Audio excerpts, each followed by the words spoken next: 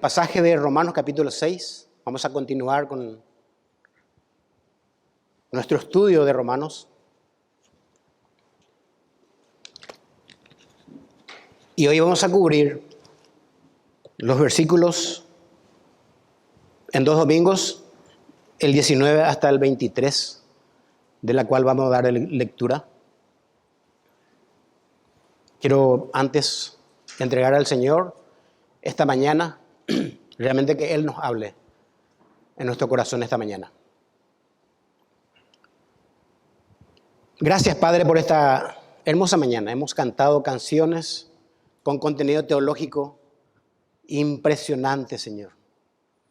Y esta canción de libertad que hemos cantado, ya no hace falta predicar incluso, está todo ahí. Pero aún así queremos escarbar tu palabra para ver qué tienes para nosotros esta mañana. Al abrir, Señor, tu palabra, un hombre de Dios dijo, es tú mismo predicando. Por eso esta mañana te entregamos a ti, en el nombre de Cristo Jesús. Amén. Dice así el versículo 19 del capítulo 6 en adelante.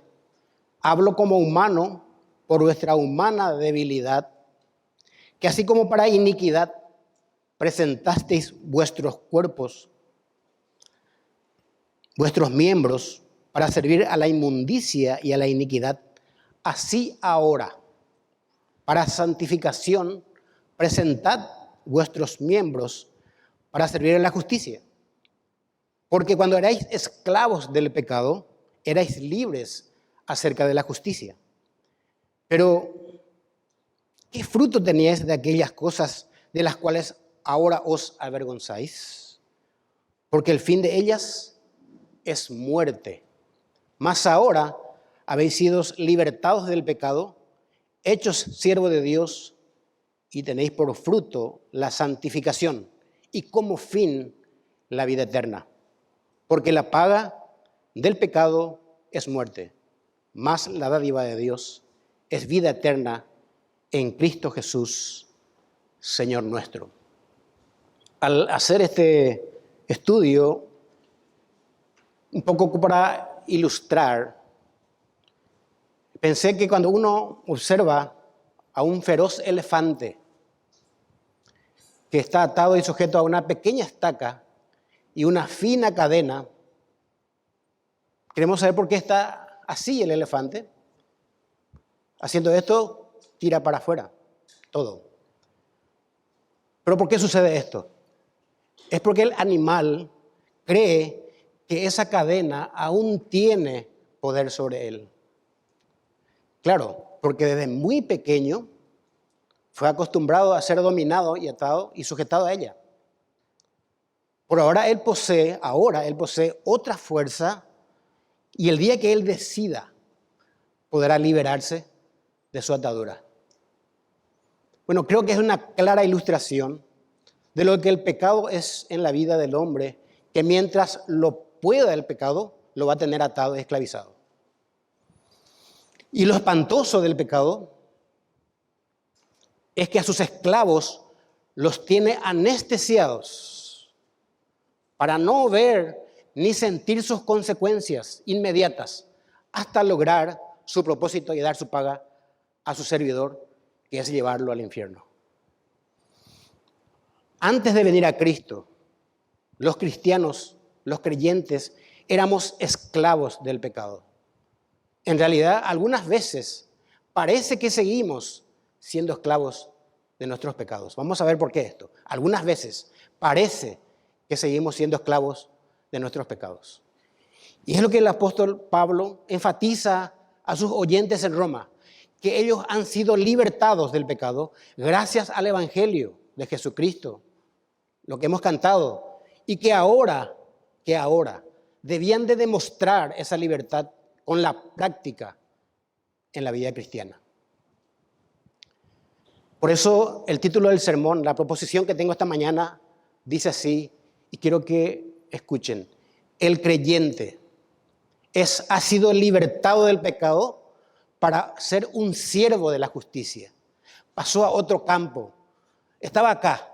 El creyente ha sido libertado del pecado para ser un siervo de la justicia. Ahora, ¿qué propósito tiene Dios al libertar al creyente de la esclavitud del pecado? Y vamos a estudiar hoy un primer punto, que es la libertad del pecado no se llama a practicar una vida piadosa. Vuelvo a repetir, escuchen. La libertad del pecado no se llama a practicar una vida piadosa. Ahora, el hilo conductor que Pablo presenta a los romanos desde el capítulo 1, estamos estudiando casi 2 pandemias ya, el libro de Romanos, es el glorioso evangelio. Es el glorioso evangelio, la buena nueva que Jesucristo trajo al hombre, la salvación. Que este evangelio, dice en el capítulo 1, es poder de Dios para salvación, que mediante su evangelio Dios nos declara justos delante de Él en base a los méritos de Cristo. ¿Qué es el evangelio? Que Cristo murió por nuestros pecados y que resucitó para nuestra justificación y que nos declara justos delante de Él. No que seamos justos, Él nos ve como justos. Y esta justificación nos posiciona, escuchen hermanos, nos da una posición en Cristo delante de Dios para vivir una manera digna. Y la Biblia eso lo llama santificación. Santificación. El fundamento de esta nueva forma de vivir es lo que Dios hizo por nosotros. Hizo por nosotros y en nosotros, por medio de Cristo Jesús. O si no, no estaríamos aquí esta mañana. Vamos a nuestro texto. Dice Romanos 6:19. Hablo como humano por vuestra humana debilidad, que así como para iniquidad presentasteis vuestros miembros o las partes de nuestro cuerpo para servir a la inmundicia y a la iniquidad, así ahora, para santificación, presentad vuestros miembros para servir a la justicia. Cuando dice Pablo, hablo como humano, Pablo no era humano. Sí, era humano. Ahora, él dice, hablo esto de esta forma por vuestra humana debilidad. Y no es la primera vez que Pablo se dirige así a sus oyentes. En varias partes él dice, hablo como humano. ¿Por qué? Porque para los lectores tenían mucha dificultad de comprender las verdades espirituales de Pablo. Como por ejemplo, entender que eran esclavos del pecado y ahora han sido libertados para servir la justicia. Esto es teórico, parece, pero es práctico. Para nosotros tiene que ser práctico. Han sido esclavos del pecado, dice Pablo, pero ahora han sido libertados para servir a la justicia. Esta palabra justicia tiene muchas acepciones en la Biblia, pero una de las acepciones que dice en este contexto es una unión vital con Dios en Cristo. Cuando dice justicia, el creyente tiene una unión de vida con Cristo, porque Cristo murió por nosotros y fuimos sepultados con Él. Ya se explicó eso en los pasajes anteriores. Escuchen, inevitablemente produce rectitud de vida.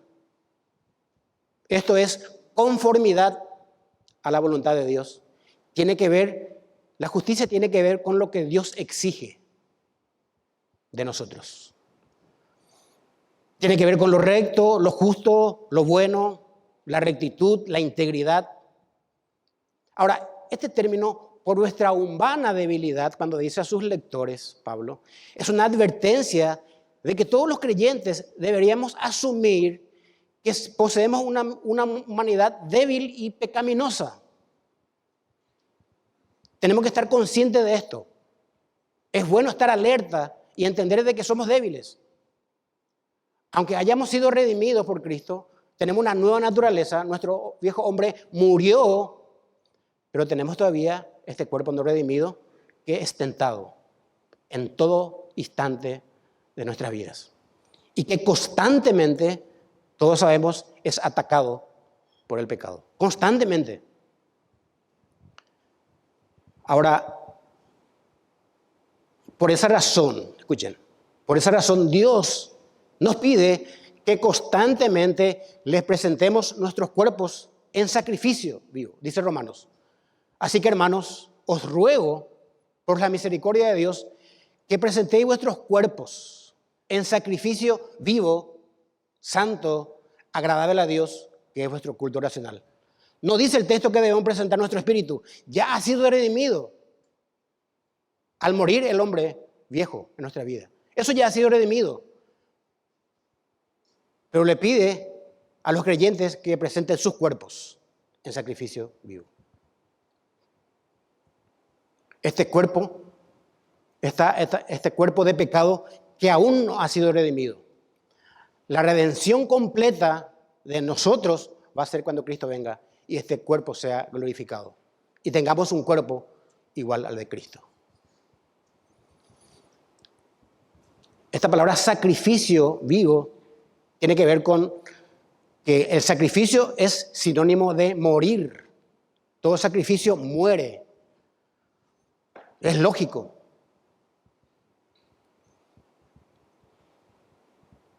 Debe ser santo. Debe ser algo apartado para Dios. Ese sacrificio somos nosotros en vida. En vida. Debemos estar muertos en vida. Parece una contradicción, pero es lo que quiere Dios. Pablo dijo: con Cristo estoy juntamente muerto, crucificado, y ya no vivo yo, sino Cristo, más Cristo vive en mí. Nuestro cuerpo, nuestros miembros deben presentarle muerto a Dios contra el pecado. Pablo en nuestro pasaje les da una orden. Ustedes escucharon: presentad vuestros miembros. Es una orden, es un imperativo, pero que está también dentro de la capacidad que Dios les ha dado por la libertad que tienen ahora del pecado. Ellos tienen libertad porque han sido redimidos. Tienen una nueva naturaleza. Pueden decirle no al pecado. Y les pide que de la misma forma que ellos han presentado antes sus cuerpos o parte de su cuerpo para servir a la inmundicia o a la inmoralidad, ahora lo hagan para servir a las exigencias de Dios o a la justicia. Háganlo. Tienen la capacidad. Lo pueden hacerlo. Dice Pablo, ustedes tienen la capacidad de dejar de pecar. Tienen la capacidad porque ya no pertenecen a la familia del pecado. El Señor los ha libertado de esto. El Señor los ha libertado. Esta palabra inmundicia es una palabra muy fuerte en la Biblia. Tiene que ver con una vida lujuriosa. La gente en Roma probablemente está viviendo de esta manera. Tiene que ver con inmoralidad. Tiene que ver con impureza sexual. La inmundicia. Y esta palabra iniquidad también es muy fuerte. Tiene que ver con anomía. Nomos viene de ley y anomia es sin ley. Define esencialmente al rechazo de la ley, de toda clase de ley, especialmente a la de Dios y a su voluntad, y la entronización de la propia voluntad. Es decir, yo me siento en el trono de mi voluntad y yo hago lo que yo quiero. No me importa Dios. Esto es iniquidad. Por eso, el inicuo de que habla la Biblia es el que hace su propia voluntad. Es fuerte. Es el que hace su propia voluntad. No me importa lo que Dios diga, ni su palabra. Ese es un inicuo, según la Biblia.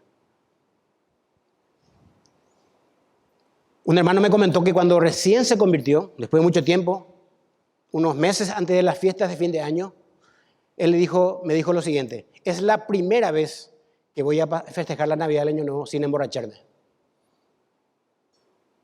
Después de 36 años. Es la primera vez. Algo le decía a él, sí, su nueva naturaleza, que él podía lograr lo que dijo. Ahora, vuestros miembros para servir a la inmundicia. ¿Quiénes son los miembros de que habla acá? Los miembros son las partes del cuerpo físico que funcionan como un gran centro de operaciones del pecado en la vida del creyente. Me imagino que el cuerpo es como un servidor servidor en la parte de informática que viene todos los datos en el cuerpo para pecar. Como el Pentágono, diríamos, que tiene todas las informaciones. Y el cuerpo es ese, tiene toda la información, recoge de todos lados para pecar. Es un centro de operaciones. Analice usted que su cuerpo muchas veces le hace pecar, su carne. Evidentemente que pecamos con nuestro cuerpo.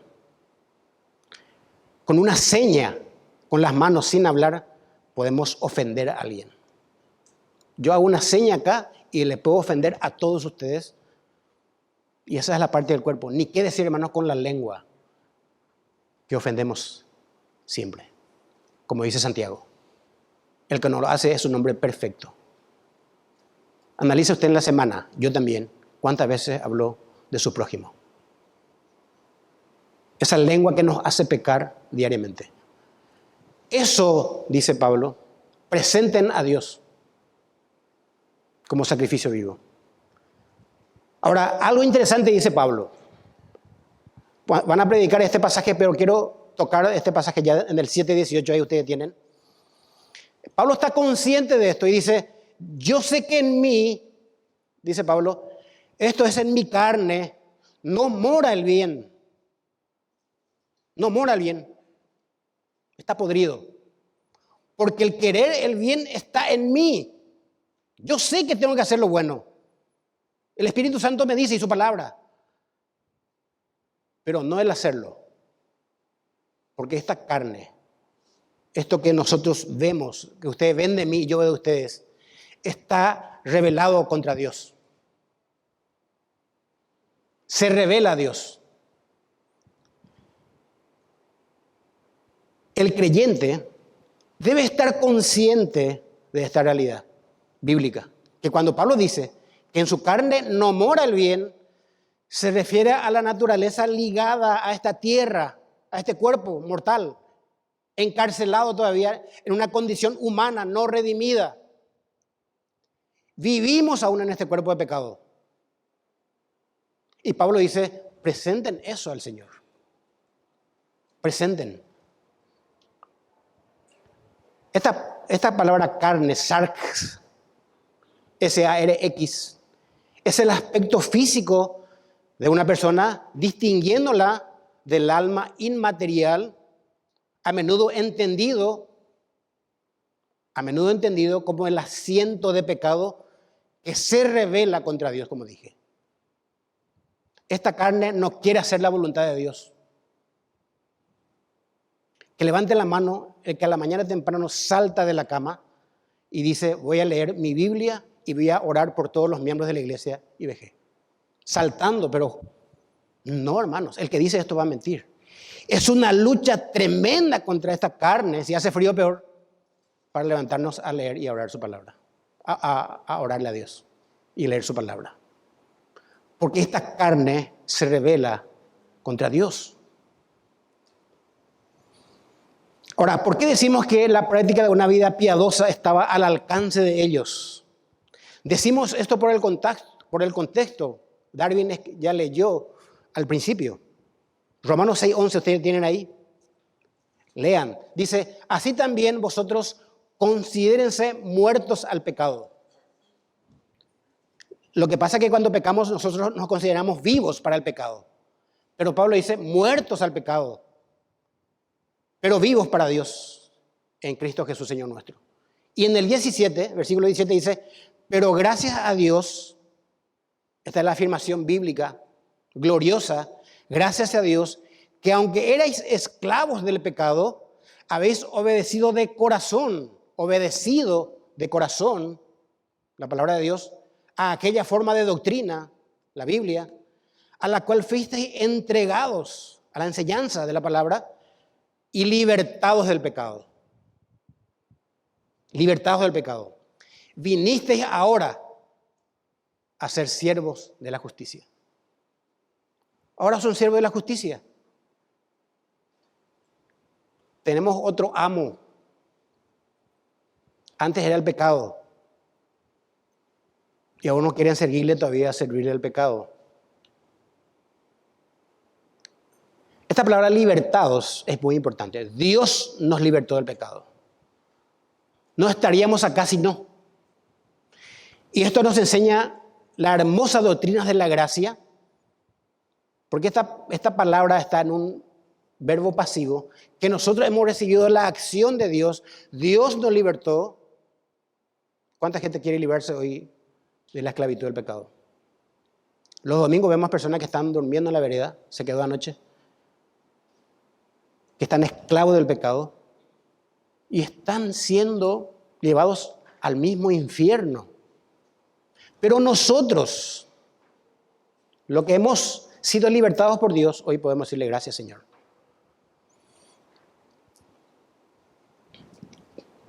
Nosotros no tenemos la capacidad de habernos libertado. Cristo nos libertó. Esta palabra siervo, para ser siervo de la justicia, esta palabra siervo es dolos, esclavo. Originalmente es el término más inferior en la escala de la servidumbre. ¿Dónde vemos eso? En Juan 13, cuando Jesucristo, en la última cena, le lavó los pies a los discípulos, a sus discípulos. Él se convirtió de Señor a siervo. La última escala. La que en la casa en Israel, cuando entrabas como un huésped, él, ese esclavo del último rango, venía a limpiarte los pies. La palabra siervo vino también a significar uno que se entrega a la voluntad de otro. Y eso es lo que Pablo le está diciendo. Deje de entregarse al pecado. Ya no es su amo. Entréguense a la justicia. Es Cristo nuestro amo. Entonces, un siervo es una persona que abandona su propia voluntad para hacer la voluntad de su amo. Ese es el siervo. Era común en la época de Pablo, y él utiliza esta analogía, que un esclavo cambie de amo después de un tiempo de servicio. Y para Pablo era fácil y mostrarles, utilizando esta palabra, que ellos conocían. Que el esclavo puede cambiar de amo. Y decirles que Dios hizo eso en ellos. El creyente ahora es un siervo de la justicia. Usted creyente es un siervo de la justicia. Es decir, escúcheme, alguien que es un esclavo a las exigencias de Dios. Los creyentes hemos obedecido porque fuimos libertados del pecado por Dios. Él nos hizo siervo suyo. Tenemos, como dije, otro amo. Cristo, nuestro Señor. Lo que pasa es que cuando nosotros no decimos la palabra Señor, como no está traducido en nuestro idioma, es amo. Curios es la palabra. Cristo es mi amo nuevo. Más tarde Pablo va a hablar de una analogía del matrimonio para mostrar la libertad de un esclavo para ir a servir a otro amo. Los creyentes hemos obedecido de corazón porque fuimos libertados del pecado por Dios. Él nos hizo siervo suyo. En los evangelios Jesús mismo dijo: conoceréis la verdad y la verdad os hará libres. Es lo que estamos cantando. La verdad nos hace libres. Entonces, hermanos, la santidad no es una opción. Cuando yo me convertí recién, creí que en la iglesia había unos iluminados que eran santos, que practicaban la santificación. Yo no hace falta. Ellos son los santificados, los que pasaban a predicar, los que pasaban a orar. No, hermanos. Todos los creyentes, todos estamos llamados a la santidad. Y no es una opción. La santidad no es una opción. Es algo que Dios nos pide y nos ordena a todos. Es un mandato divino. Voy a leer lo que dice 1 Tesalonicenses 4, 7 al 8. Dice, porque Dios, a los que están anotando, 1 Tesalonicenses 4, 7 al 8, porque no nos ha llamado Dios a inmundicia, sino a santificación. Así que el que desecha esto, no desecha a hombre, sino a Dios, que también nos dio de su Espíritu Santo. ¿Es una opción? No. Si vos desechás la santidad, le estás desechando a Dios, no a hombre. Ahora, escuchen, la santificación siempre fluye y fluirá automáticamente de la justificación. ¿Qué quiere decir esto? Cuando uno se salva, verdaderamente busca la santidad. Rápido, como este hermano que te dije. ¿Qué dije? Él al convertirse, estaba por agosto, y ella sabía que en diciembre no iba a emborracharse. Algo le decía adentro, convencido, de que él iba a poder sin el alcohol. ¿Qué es la santificación?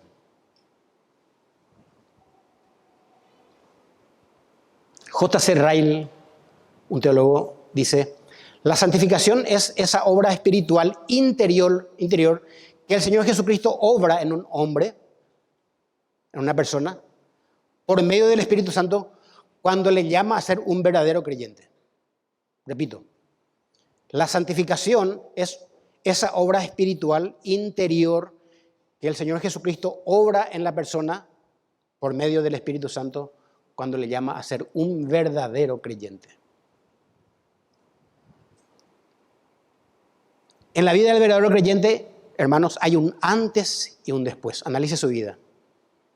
Me quebranta siempre los hijos de creyentes que vinieron con sus padres de clase cuna hasta hoy. Muchos de ellos se van a bautizar ahora. ¿Hay un antes y un después?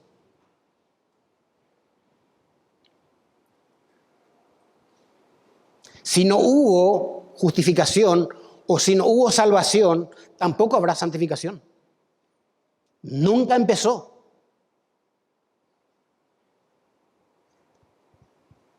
La justificación va seguida de inmediato por la santificación.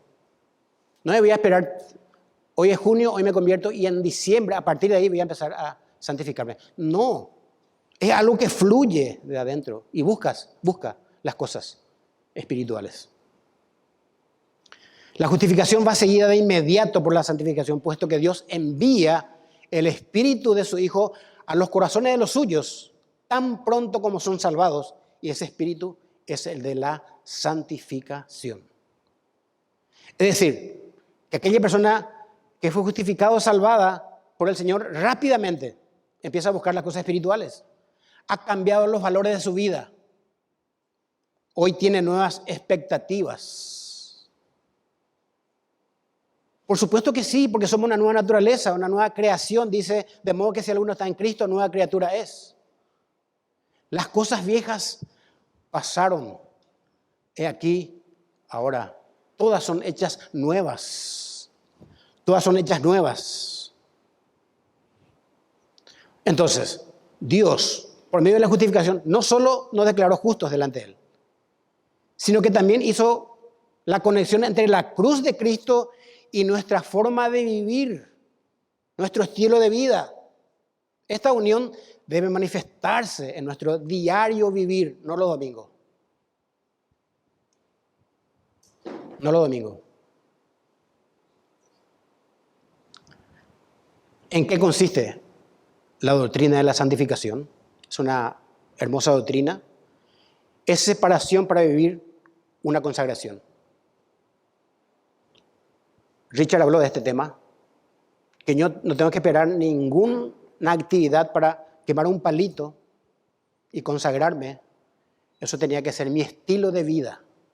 No una vez al año, no fin de año, no esperar un campamento, tendría que ser mi estilo de vida, la santidad. La santificación es separación para vivir una consagración. Dios nos separó, escuchen, para servirle a Él. De hecho, santificar algo es separar, apartar algo para un solo uso. Si yo tengo esta botella de agua y digo, yo esta botella de agua voy a utilizar solamente para tomar agua, no voy a cargar nada en él, ni gaseosa, nada. Estoy santificando para un solo uso.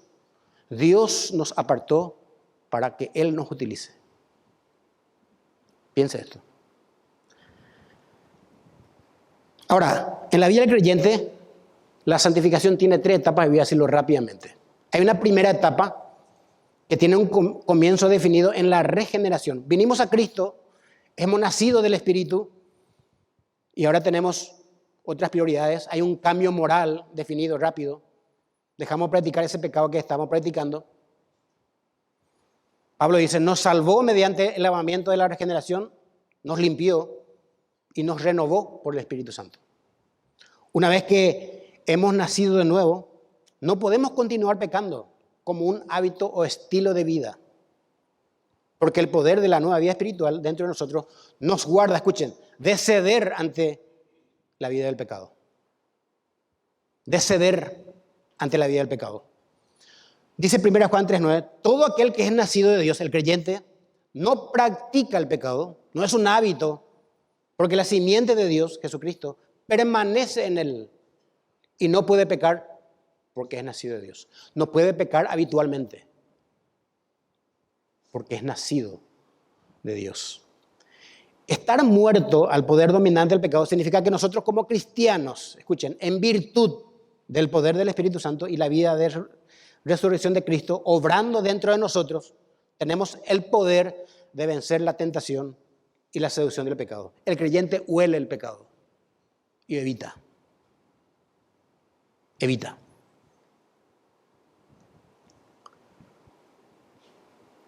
El pecado ya no es nuestro amo, como lo era antes de ser cristianos. Segunda etapa.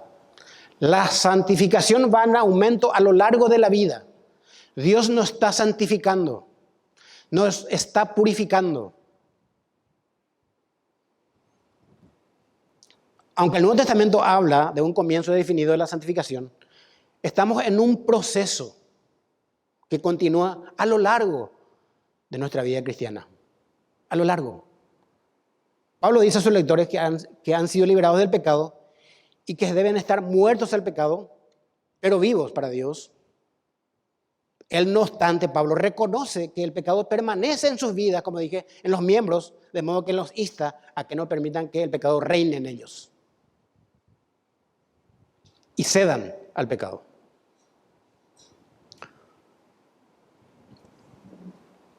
Nos vamos haciendo cada vez más como Cristo al ir avanzando en la vida cristiana.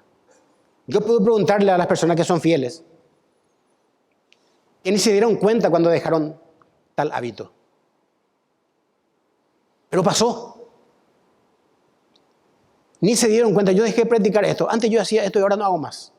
Claro, está creciendo. Está en el proceso de la santificación.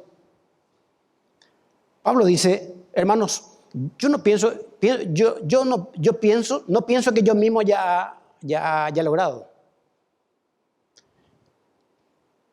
Estoy luchando, pero una cosa hago, olvidando lo que queda atrás y esforzándome por alcanzar lo que está delante, sigo avanzando hacia la meta para ganar el premio que Dios ofrece mediante su llamamiento celestial en Cristo Jesús.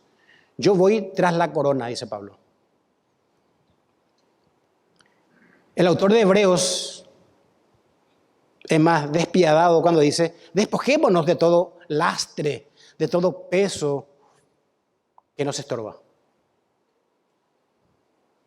En especial el pecado que nos asedia. ¿Usted sabe cuál es? Un hermano decía, preguntarle a tu discípulo, a una persona a quien le están mentoreando, ¿con qué pecado estás luchando? Eso tenía que ser nuestra conversación. ¿Con qué pecado estás luchando? Y si alguien dice que no está luchando contra el pecado, pregúntese si es un cristiano.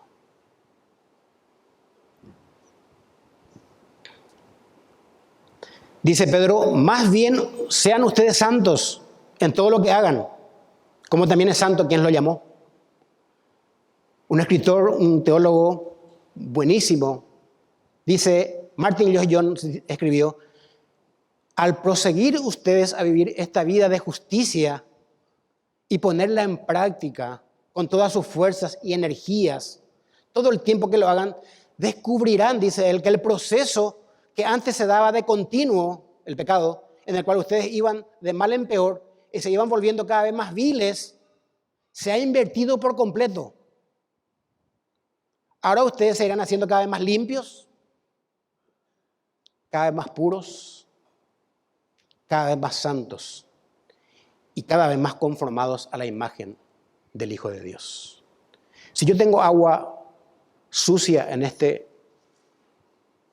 botellita de plástico, turbia, y le empiezo a derramar agua limpia, siempre, constantemente, esto se va a purificar y se va a dejar de contaminar. Así es el creyente que está presentando sus miembros a Dios, parte de su cuerpo que le arrastra al pecado. Tercera etapa y última. La santificación se completará en nuestra muerte para nuestras almas y cuando el Señor regrese y estemos 3 metros bajo tierra para nuestros cuerpos. Vamos a tener un cuerpo redimido glorioso. En un abrir y cerrar de ojos, el Señor va a transformar este cuerpo, porque esto va a parar en el cementerio.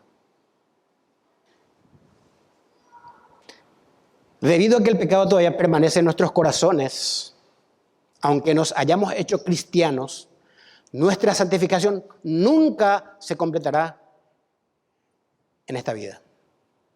Pero una vez que morimos y vamos a estar con el Señor, entonces nuestra santificación se completará por fin, en un sentido, porque nuestras almas quedarán liberadas del pecado y serán perfectas. Ahí recién, pero importante, escuche, el progreso de la santificación es como una línea irregular,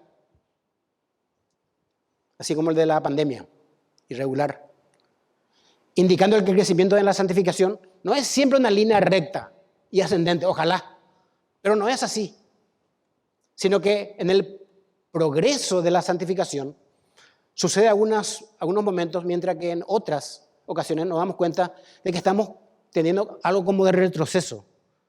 En la santificación damos un paso atrás para dar 2 pasos adelante y así vamos creciendo, de a poco. No es ascendente. En un caso extremo, un creyente que hace poco uso de los medios de santificación y más bien tiene una mala enseñanza, no anda con cristianos y le presta poca atención a la palabra de Dios y a la oración, puede pasar muchos años y tener muy poco progreso en su proceso de santificación. Pero esto no es ciertamente lo normal, ni lo que se espera en la vida cristiana. En realidad es muy anormal. No puede ser que después de 20 años, fulano, y él siempre está en lo mismo. Siempre está igual. Yo no puedo ser igual que el 2020. En el 2022 tengo que tener otro progreso en la vida espiritual. Tengo que ir creciendo. La meta es para ser como Cristo. Ser como Cristo, cada vez más. ¿Qué son los medios de santificación? ¿Cómo Dios santifica? La iglesia es el medio más importante de santificación. El estudio regular, no lectura de la palabra, el estudio regular de la palabra de Dios. De hecho, Marcelo Barquentín está enseñando los miércoles cómo estudiar la Biblia. Hermoso, importante. La oración constante, la Santa Cena, el bautismo, el uso de los dones para edificar a otros. Esos son los medios que Dios usa para santificarnos. Una buena pregunta sería, ¿yo me santifico o Dios es el que me santifica? Realmente, hermanos, cuando estamos en el proceso de santificación, Dios es el que con su gracia nos santifica. Nosotros no tenemos ni la más mínima capacidad de santificarnos. Pero hacemos algo, lo que nos corresponde, lo que Dios no puede hacer por nosotros. Dios no puede hacer por nosotros levantarnos a leer la Biblia. Dios no puede hacer por nosotros orar. Dios no puede hacer por nosotros utilizar nuestros dones para edificar. Ya nos dio los dones. Pero Él santifica. Él santifica. ¿Se acuerdan ustedes de Moisés? Cuando escuchó el ruido del ejército de los egipcios que venía. Y él estaba desesperado. Había un pueblo de 2 millones de personas que estaban ahí. Estaba la mar enfrente. Y acá venía el pueblo de Israel. El pueblo de los egipcios. El ejército para aniquilarlos. Y él le pidió a Dios socorro. Y oró. Y le dijo Dios, anda. Agarra tu báculo, tu cayado, pega al mar y se va a abrir. Yo no puedo hacer por eso, le dijo Dios. Hacelo vos. Hizo y se abrió el mar. Es decir, Dios no va a hacer por mí que yo ore, que yo abra la Biblia diariamente como alimento y que yo use mis dones para edificar a otros. Dios no va a hacer. Pero si yo lo hago, Él me va a santificar, de seguro. Es un esfuerzo, hermanos. No es un placer, pero da gozo.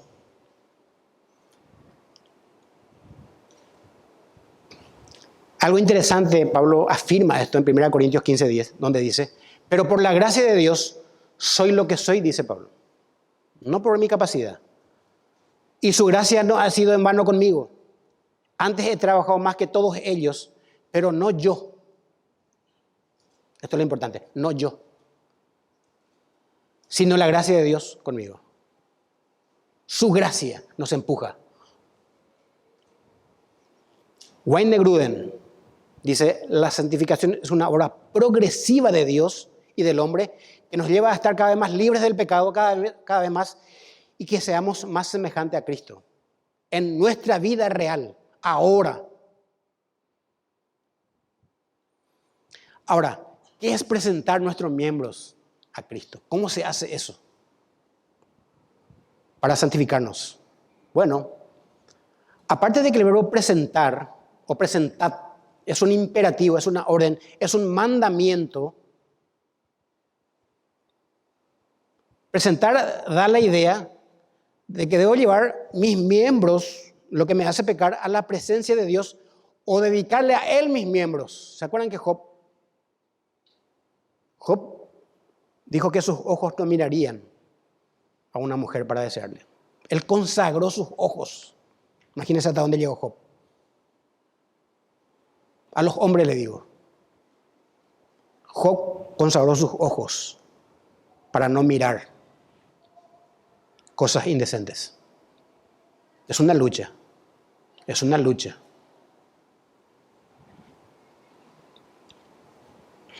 Se refiere a una decisión de la voluntad que antes que el pecado pueda tener poder sobre mí, primero debo pasar por la voluntad de Dios. Qué bueno sería que si nos preguntáramos, que antes que esté el pecado ahí, nos preguntemos, ¿qué Cristo haría ahora? ¿Qué Cristo haría? Está el pecado acá, enfrente mío. Algo el Señor le dijo, Dios le dijo a Caín cuando estaba por ir a matarle a su hermano. Génesis 4:7. Si bien hicieres, no serás enaltecido, y si no hicieres bien y te decidas a pecar, bueno, el pecado está a la puerta. Con todo esto, a ti será su deseo. Y si vos querés, vos te vas a enseñorear de él ante esa seducción. Tenés el poder. Vos decidís que tus miembros se entreguen al pecado. Yo sé que hay hermanos que están luchando con un pecado o con varios.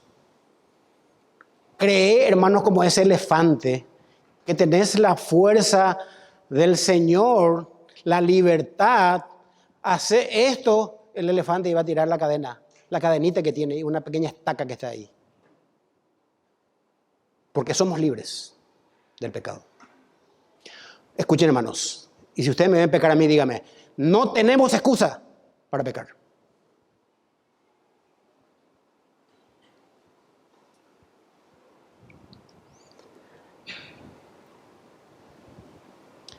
El apóstol Pablo ordena a sus oyentes que se santifiquen.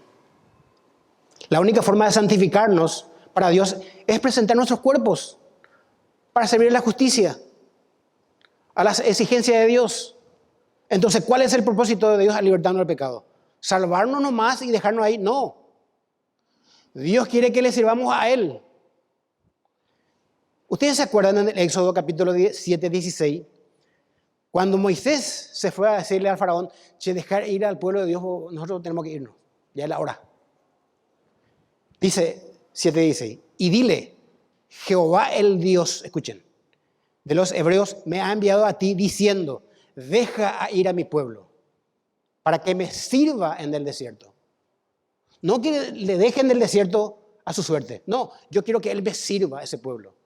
Entonces Moisés le dice, déjale al pueblo de Dios. Dios te dice, yo quiero que este pueblo me sirva.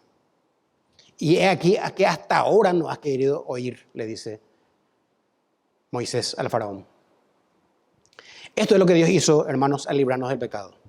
No nos salvó para estar ahí nomás. Nos salvó para servirle a Él, utilizando tus dones y tus talentos para Él. Hay un principio que vamos a quitar de esto. La salvación que Dios hace lleva consigo un propósito para todo creyente. Repito, la salvación que Dios hace lleva consigo un propósito para todo creyente. Concluyendo, hermanos, esta mañana hemos visto que Dios nos pide una vida de santidad.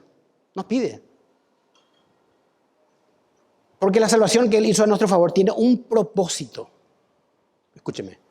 Usted es una persona con un don. Ayer un hermano me escribió y me dijo cómo tomar los dones. Yo le dije, Dios te dio uno. Al convertirte, no sé cuánto te dio, pero uno seguro. Utiliza para Él. Descubrí cuál es. Y utiliza para su cuerpo, la iglesia. Y va a ser bendecido por Él mismo. Vamos a orar, hermanos, esta mañana. Señor, gracias. No tenemos otra palabra. Al enterarnos que tu palabra dice que somos libres, estábamos en la familia del pecado, hoy estamos en la familia de la gracia. Tu gracia nos empuja a servirte. Y tengamos en cuenta esta semana, al estar pecando, que ya no somos nosotros esclavos de ese pecado. Tenemos la oportunidad de presentar nuestros cuerpos a ti. Te agradecemos, Señor, por esta inmensa bendición y el propósito que has tenido para nosotros, con nosotros. En el nombre de Cristo Jesús, Señor. Amén.